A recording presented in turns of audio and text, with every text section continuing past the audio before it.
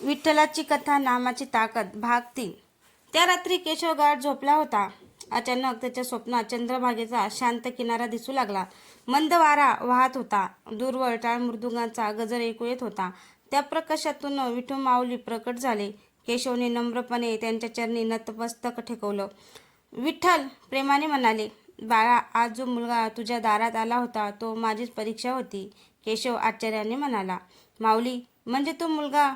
विठ्ठल हसले, भुकलेल्याला अन्न देणारा, दुःखी माणसाला आधार देणारा भक्त मला सर्वात प्रिय असतो।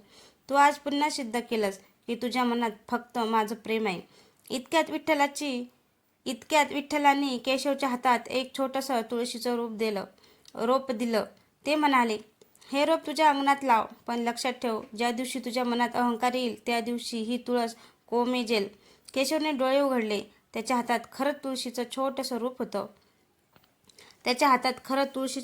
रोप होतं। तो थक्क झाला। त्याने ते अंगणात लावलं। दिवस गेले। तुळस दिवसेंदिवस अधिक हिरवीगार होत गेली। पण ही गोष्ट एका लोभी जमीनदाराच्या कानावर पडली। तो मनात म्हणाला, या तुळशीत नक्कीच काही गुपित आहे, ती मला मिळालीच पाहिजेत। त्या रात्री जमीनदार चोरून केशवच्या अंगणात शिरला आणि तुळशीचं रोप उपटण्यासाठी हात पुढे केला। तेवढ्यात जोरदार प्रकाश चमकला। जमीनदार घाबरून मागे सरकला। तो प्रकाश नेमका कोणाचा होता? जमीनदाराने तुळशीच्या रोपाला हात लावताच संपूर्ण अंगण तेजस्वी प्रकाशाने उजळून निघालं। क्षणभर त्याचे डोळे दिपले। त्याला काही दिसेनासं झालं। तो घाबरून ओरडू लागला, कोण आहे? मला वाचवा! आवाज ऐकून केशव बाहेर आला।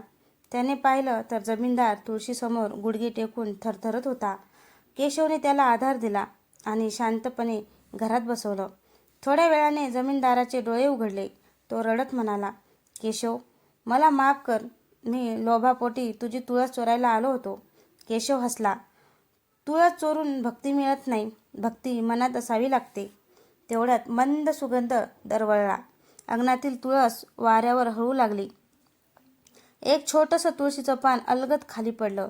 केशवने ते उचलून जमीनदाराच्या हातावर ठेवलं। तो म्हणाला, ही तुळस चमत्कार करत नाही, चमत्कार तर देवावरच्या विश्वासात असतो। जमीनदाराच्या डोळ्यातून अश्रू वाहू लागले। त्याने त्या दिवसापासून गरिबांना मदत करण्याचा संकल्प केला। पण त्या रात्री केशवला पुन्हा एक गूढ स्वप्न पडलं। स्वप्नात विठू माऊली म्हणाले, बाळा, आता तुझी सर्वात मोठी परीक्षा सुरू होणार आहे।